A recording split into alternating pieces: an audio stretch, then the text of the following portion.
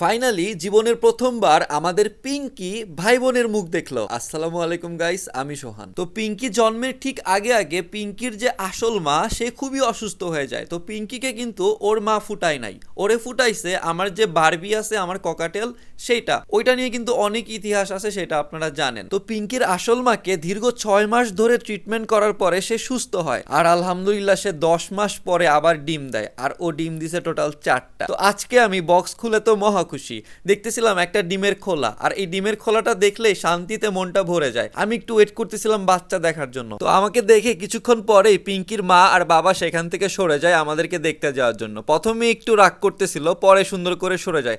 মাশাল্লাহ, সেখানে 3টা বাচ্চা ফুটে গেছে। আমি তো অনেক খুশি, কারণ দীর্ঘ 10 মাস পরে আমার এই পাখিটা বাচ্চা দিল। এখনো সেখানে একটা ডিম আছে, আর ওই একটা ডিমও হয়তো ফুটে যাবে খুব তাড়াতাড়ি। এই পুরোটা সময় পিঙ্কি আমার কাঁধেই বসেছিল। তো আজকের মতো এ পর্যন্তই, সবাই দোয়া করবেন। বাই।